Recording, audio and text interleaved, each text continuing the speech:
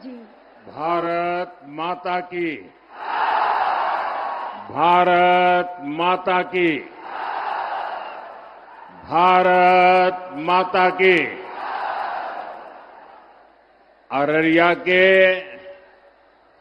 ई पावन माटी पर मौजूद सब्बे भैया बहन आप बुजुर्ग जन के हम प्रणाम करी छे।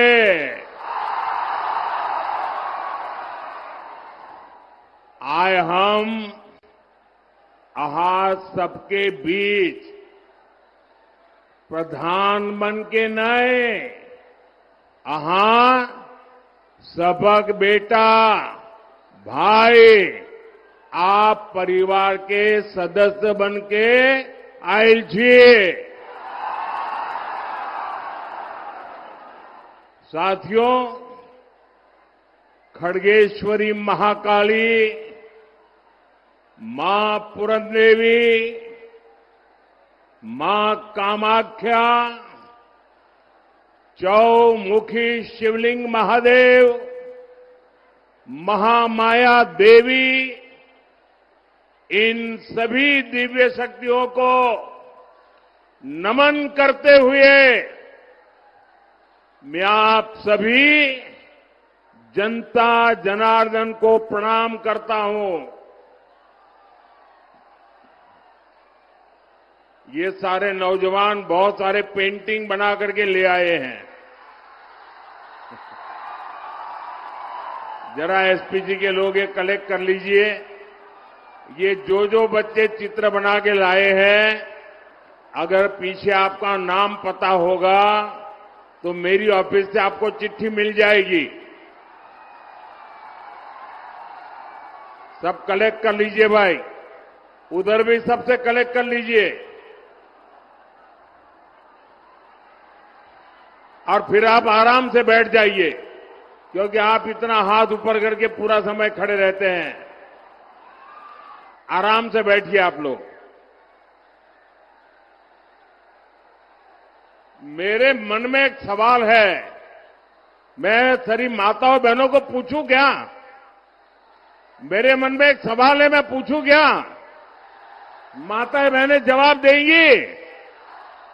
ये मुझे बताइए बहनें, आप सुबह सुबह इतनी बड़ी संख्या में आई हैं, तो घर के लोगों को आज खाना मिलेगा क्या?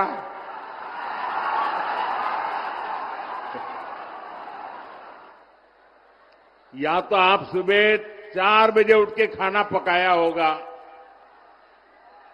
लेकिन आप क्या, ये प्यार, आपके आशीर्वाद, शायद ऐसा सौभाग्य बहुत कम लोगों को मिलता होगा। मैं माताओं बहनों आपको फिर से प्रणाम करता हूं। मैं देख रहा हूं कि इतना बड़ा पंडाल बनाया है।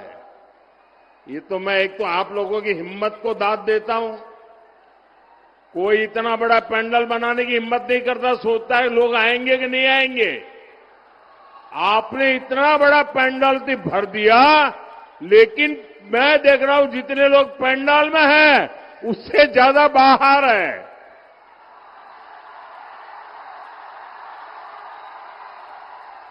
और जब मैं हेलीकॉप्टर से देख रहा था, बहुत बड़ी मात्रा में लोग पैदल चल करके आ रहे थे। वो तो शायद अभी पहुंचे भी नहीं होंगे। ये दृश्य अपने आप में चुनाव का नतीजा क्या होगा, ये डंके की चोट पर साफ कर देता है। साथियों, आज बिहार को विकसित बनाने के लिए पहले चरण का वोट पड़ रहा है। माताएं बहनें, आगे जगह ही नहीं है, आप वहीं रुक जाइए। वहां जो व्यवस्था वाले हैं उनको वहीं रोकिए। मुझे क्षमा करना, जगह नहीं है, आप शायद मुझे देख नहीं पाते होंगे, मैं इसके लिए आपकी क्षमा मांगता हूं, लेकिन आप जहां हैं वहीं रुकिए। आज पहले चरण का वोटिंग शुरू हो चुका है। सोशल मीडिया पर बिहार के अलग अलग कोने से शानदार तस्वीरें आ रही हैं। मतदान केंद्रों पर सुबह से ही लंबी लाइनें लगी हुई है। बिहार की माताएं, बहनें, बेटियां बड़ी संख्या में बाहर निकल रही है वोट के लिए। बिहार के नौजवानों में भी अभूतपूर्व उत्साह है। मैं सभी मतदाताओं का अभिनंदन करता हूं। मेरा विनम्र आग्रह है, जिन साथियों ने अभी तक मतदान नहीं किया है, जो अभी तक अपने घर से निकले नहीं हैं, वे जल्द से जल्द वोट देने के लिए निकले। साथियों, आज पूरे बिहार से एक ही आवाज आ रही है। एक ही आवाज आ रही है। फिर एक बार एनडीए सरकार, फिर एक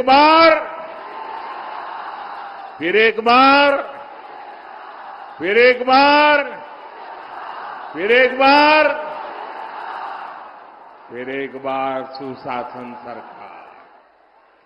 बिहार की इसी भावना के पीछे माताओं बहनों की उम्मीद है, नौजवानों के सपने हैं। और मेरे नौजवानों, ये मोदी की गारंटी लिख करके रखो। आपका सपना ही, मेरे नौजवान साथियों लिख करके रखो, आपका सपना ही मोदी का संकल्प है।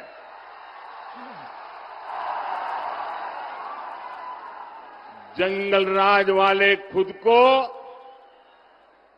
आपका माई बाप कहते थे, अपने आप को शहंशाह मानते थे। ये तो मोदी है, मेरा माई बाप आप जनता जनार्दन है।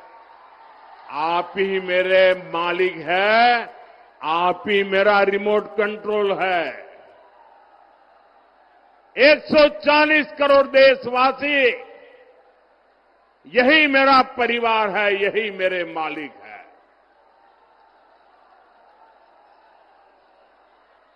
मेरा परिश्रम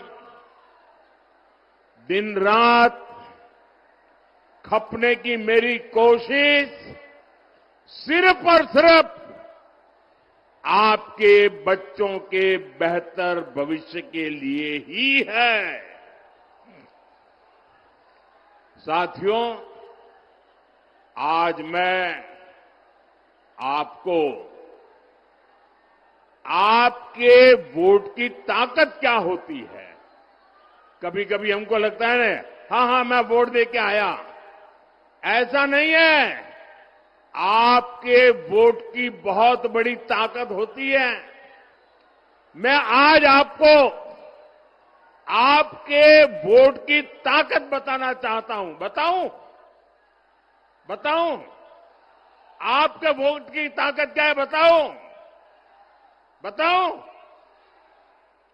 देखिए, आपके दादा दादी, नाना नानी ने, इनके एक वोट ने बिहार को सामाजिक न्याय की भूमि बनाया था। लेकिन फिर 90 का दशक आया और बिहार पर आरजेडी के जंगल राज ने हमला कर दिया और जंगल राज मतलब कट्टा, क्रूरता, कटुता, कुसंस्कार, करप्शन और कुशासन, ये जंगल राज की पहचान बन गए और ये बिहार का दुर्भाग्य बन गया। आपके माता पिता के सपने कुचल दिए गए। साथियों, आज जब मेरे सामने माताएं बहनें को देख रहा हूं, नौजवानों का उत्साह और उमंग देख रहा हूं, इतने नौजवान आए, आज मैं उन्हें एक आंकड़ा देता हूं। मैं एक आंकड़ा देता हूं, आप इस आंकड़े को याद रखोगे? जरा पूरी ताकत से जवाब दो भाई। ये आंकड़ा याद रखोगे? आप सब याद रखोगे? ये आंकड़ा है 0 याद रखोगे? 0 0 ये आंकड़ा याद रखोगे? कौन सा आंकड़ा? जरा जोर से बोलिए, कौन सा आंकड़ा? कौन सा आंकड़ा? ये जंगल राज के दौरान बिहार में हुए विकास का रिपोर्ट कार्ड है।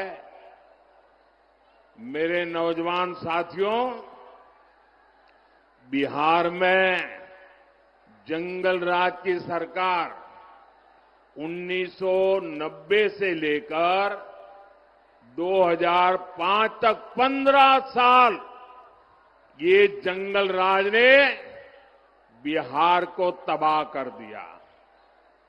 सरकार चलाने के नाम पर तब सिर्फ आपको लूटा गया। और इसलिए मैं कहता हूं कि जरा एक आंकड़ा याद रखना है। कौन सा आंकड़ा? कौन सा आंकड़ा? अब मैं बताता हूं। 15 साल के जंगल राज में बिहार में कितने एक्सप्रेसवे बने? कितने एक्सप्रेसवे बने? जरा जोर से बताइए, कितने एक्सप्रेसवे बने? कितने एक्सप्रेसवे बने?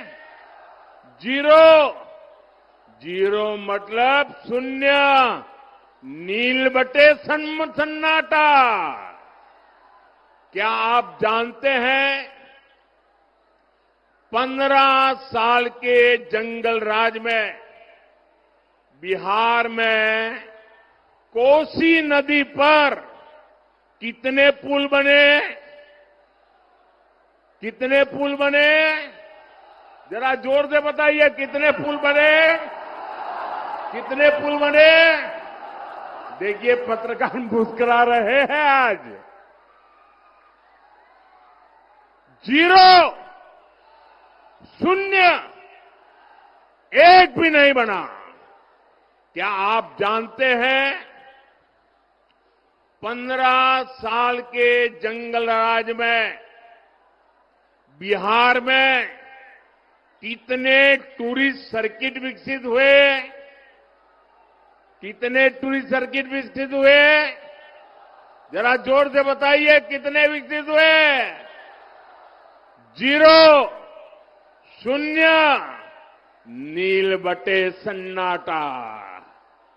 क्या आप जानते हैं 15 साल के जंगल राज में बिहार में मेरे नौजवानों को खेलकूद के लिए, मेरी बेटियों को खेल कूदने के लिए कितने स्पोर्ट्स कॉम्प्लेक्स डेवलप हुए? कितने डेवलप हुए? कितने डेवलप हुए? 0 मतलब शून्य, मतलब नील बटे सन्नाटा। क्या आप जानते हैं 15 साल के जंगल राज में बिहार में कितने मेडिकल कॉलेज बने? जंगल राज में कितने मेडिकल कॉलेज बने? जरा जोर से बताइए, कितने मेडिकल कॉलेज बने? 0, 0। साथियों, जंगल राज के उन 15 सालों में न बिहार में एक भी आईआईटी आई, ना ही आईआईएम आया, ना ही एक भी नेशनल लॉ यूनिवर्सिटी की स्थापना यहां हुई। पूरी एक पीढ़ी का नौजवान देखिए, पूरी एक पीढ़ी का भविष्य आरजेडी के नेता खा गए दोस्तों। साथियों, एनडीए की सरकार में नीतीश जी ने बहुत मेहनत से बिहार को जंगल राज से बाहर निकाला है। 2014 में डबल इंजन की सरकार बनने के बाद बिहार के विकास में नई तेजी आई है। पटना में आईआईटी खुली है, बोधगया में आईआईएम खुला है, पटना में एम्स खुला है, दरभंगा एम्स का काम तेज गति से चल रहा है। अब बिहार में नेशनल लॉ यूनिवर्सिटी भी है, भागलपुर में ट्रिपल आईटी भी है। बिहार में एक नहीं, 2 नहीं, बल्कि 4 सेंट्रल यूनिवर्सिटी भी स्थापित की गई है। साथियों, एनडीए सरकार में गंगा पर 4 बड़े पुल बनाए गए हैं। वीर कुंवर सिंह सेतु, जेपी सेतु, श्री कृष्ण सिंह सेतु, ओंटा सिमरिया सेतु, इसके अलावा महात्मा गांधी सेतु की पूरी तरह मरम्मत करके नया स्टील ब्रिज बनाया गया है। इसके अलावा गंगा जी पर 8 नए पुलों को बनाने का काम तेजी से चल रहा है। कोसी नदी पर भी 3 पुल नए बनाए गए हैं और 3 नए पुल बनाने पर काम चल रहा है। हमारी सरकार ने बिहार के लिए 7 एक्सप्रेसवे मंजूर किए हैं, जिनमें से एक का काम तो पूरा भी हो गया है। साथियों, यहां सीमांचल में भी आधुनिक इंफ्रास्ट्रक्चर का निर्माण किया जा रहा है। फारबिसगंज और दरभंगा के बीच रेल कनेक्टिविटी के लिए 90 साल इंतजार करना पड़ा। 90 साल, 3 पीढ़ी को इंतजार करना पड़ा। अब कई सालों बाद फारबिसगंज और सहरसा भी आपस में कनेक्ट हो गए हैं। गोरखपुर सिलीगुड़ी एक्सप्रेसवे से तो इस क्षेत्र की तस्वीर बदलने वाली है। ये सारा उदाहरण बताते हैं कि बिहार का विकास अगर कोई कर सकता है तो एनडीए कर सकता है। भाजपा के साथ पूरी एनडीए की टीम मिलकर के कर सकती है। साथियों, और इसलिए हमें अपने नौजवानों को, अपनी बेटियों को, अपने नागरिकों को बेहतर जीवन देना है। इसलिए एनडीए सरकार हर गरीब को पक्का घर दे रही है, हर जरूरतमंद को मुफ्त अनाज, मुफ्त इलाज दे रही है, नल दे रही है, नल से जल दे रही है। मुद्रा योजना के तहत आप यहां जगह कम है, प्लीज आप लोग वहीं रुकिए, यहां जगह कम है। साथियों आप वहीं रुकिए, आगे मत आइए। मैं आपका उत्साह देख रहा हूं, आपका जोश देख रहा हूं, आपका ये प्यार मेरे सर आंखों पर, आपका ये प्यार मेरे सर आंखों पर। साथियों, मुद्रा योजना के तहत स्वरोजगार के लिए बिना बैंक गारंटी युवाओं को मदद दी जा रही है। बिहार के हमारे नौजवानों को मुद्रा लोन के करीब 3 लाख करोड़ रुपए मिले हैं। लेकिन साथियों, हमारे इन प्रयासों के सामने एक बहुत बड़ी चुनौती खड़ी है, और वो चुनौती है घुसपैठियों की। एनडीए सरकार पूरी मक्कमता से और पूरी ईमानदारी से जो घुसपैठिए हैं, एक एक की पहचान कर रही है और घुसपैठियों को देश से बाहर निकालने में जुटी है। लेकिन ये आरजेडी वाले, ये कांग्रेस वाले, ये लोग घुसपैठियों को बचाने में जुटे हैं। ये घुसपैठियों को बचाने के लिए भांति भांति के झूठ फैलाते हैं, गबगोले फेंकते रहते हैं, लोगों को गुमराह करने के लिए राजनीतिक यात्राएं निकालते हैं। साथियों, आप मुझे बताइए, आप मुझे जवाब देंगे नौजवानों? आप मुझे जवाब देंगे? मैं पूछूं, आप मुझे बताइए, ये घुसपैठियों को बिहार से बाहर करना चाहिए कि नहीं करना चाहिए? घुसपैठियों को निकालना चाहिए कि नहीं निकालना चाहिए? जो जहां से आए वहां भेजना चाहिए कि नहीं भेजना चाहिए? साथियों, आरजेडी कांग्रेस को अगर गलती से भी जहां जहां उनको मौका मिला है, जब जब मौका मिला है, ये घुसपैठियों को पिछले दरवाजे से भारत का नागरिक बनाने में लगे रहे। और वो सिर्फ आकर के किसी के घर में ठहर जाते ऐसा नहीं है। एक घुसपैठिए आपके खेतों पर कब्जा करते हैं, दुकानों उद्योगों में घुसपैठियों को ही काम मिलना हो जाता है।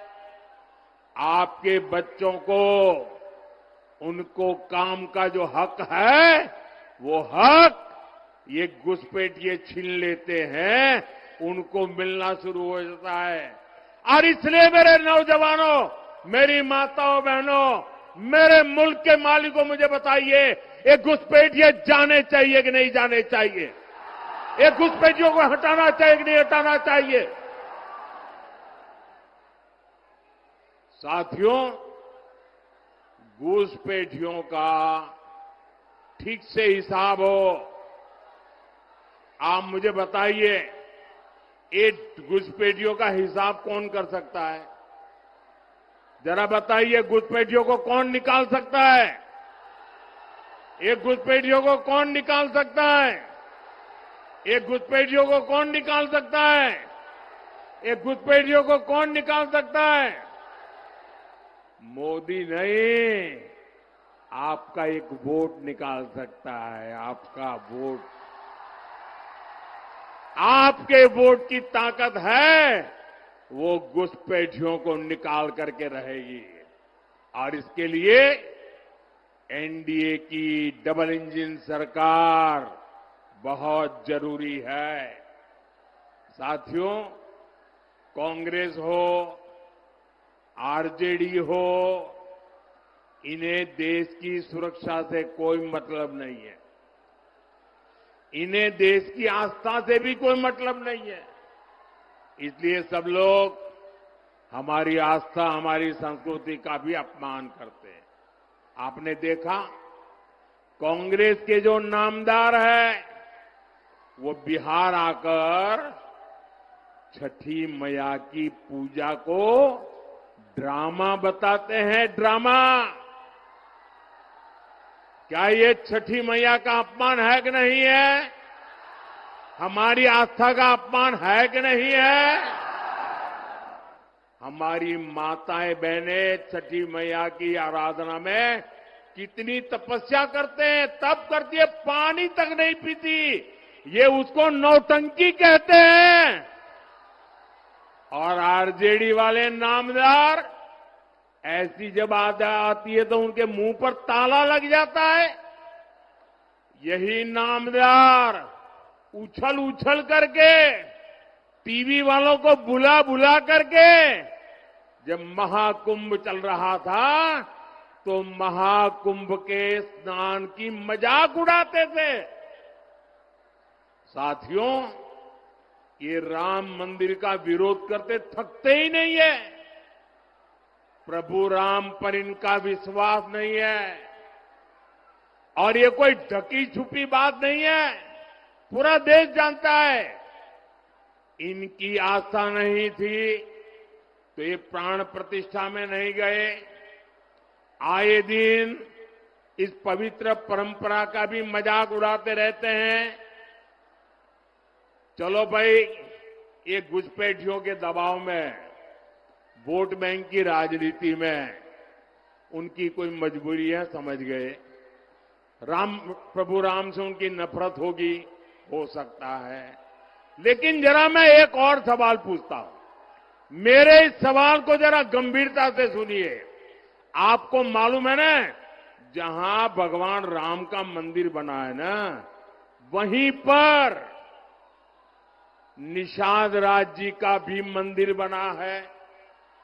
वहीं पर महर्षि वाल्मीकि जी का भी मंदिर बना है।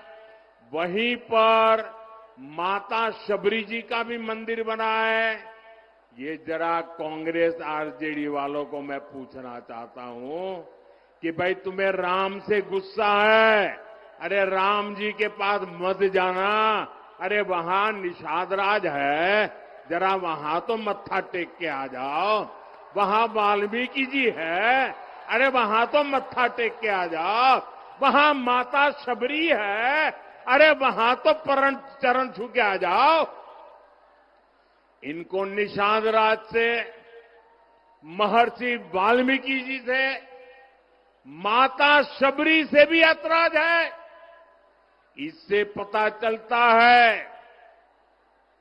कि ये लोग दलितों, पिछड़ों से कितनी नफरत करते हैं।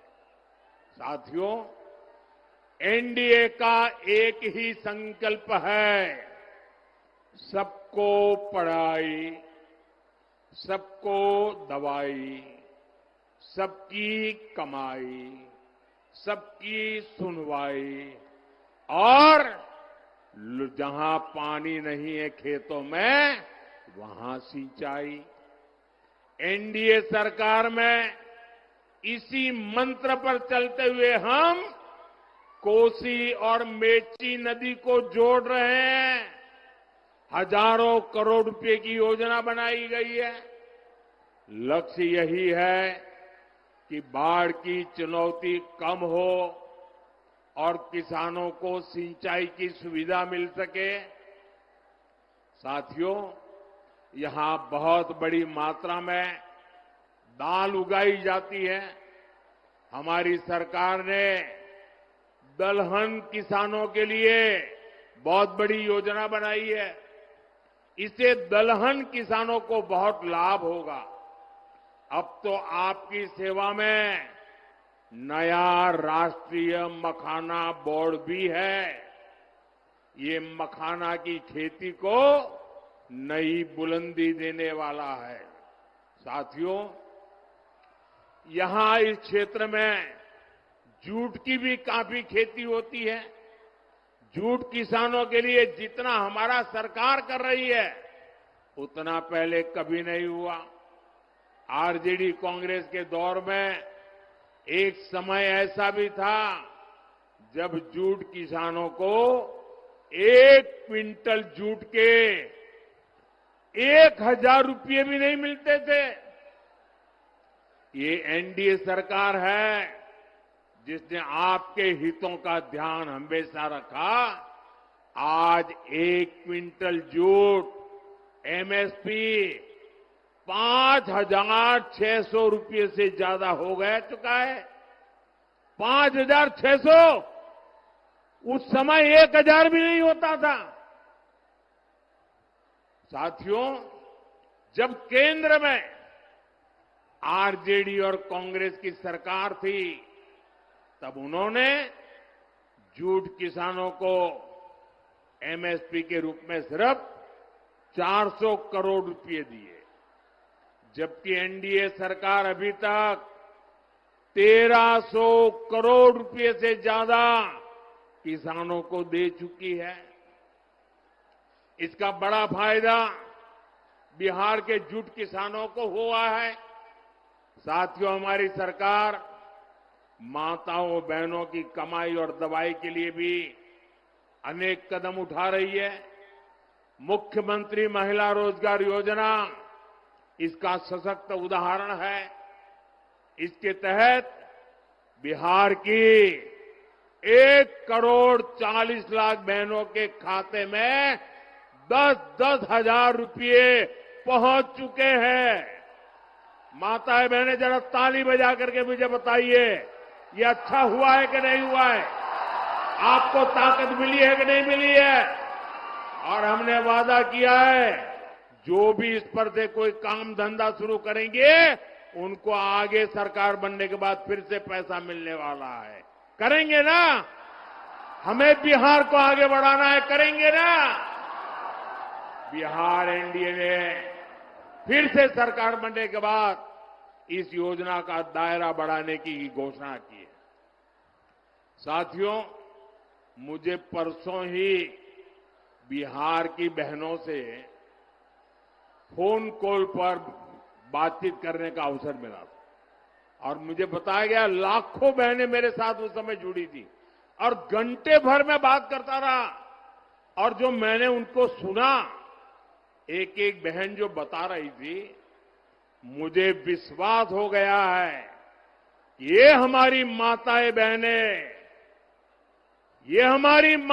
बहनें समृद्ध बिहार बनाने का संकल्प ले चुकी है और इसलिए वो जंगल राज की वापसी भी कभी भी वापसी नहीं होने देंगे।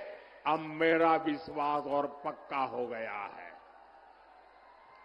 आज बिहार को जंगल राज से बचाने के लिए अगर सबसे बड़ा कोई किला है, सबसे बड़ी दीवार है, सबसे बड़े संरक्षक है तो ये मेरी माताएं बहनें हैं। ये मेरी माताओं बहनों की ताकत है। ये मेरी माताओं बहनों की जागरूकता है।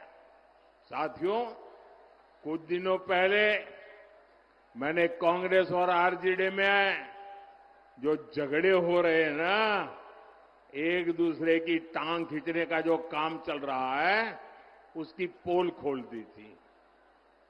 ये पोल खुलने के बाद कांग्रेस आरजेडी के बीच झगड़ा और भी बढ़ गया है।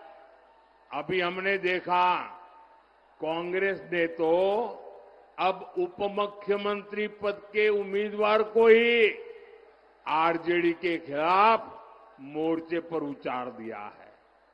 वो मीडिया को इंटरव्यू दे रहे हैं और इंटरव्यू में क्या कह रहे हैं? वो इंटरव्यू में आरजेडी के जंगल राज की ही कलई खोल रहे हैं। वो कह रहे हैं कि जंगल राज में दलितों, महादलितों और अति पिछड़ों के साथ सबसे अधिक जुल्म हुआ है। साथियों, अभी तो ये शुरुआत है। चुनाव परिणाम आने दीजिए।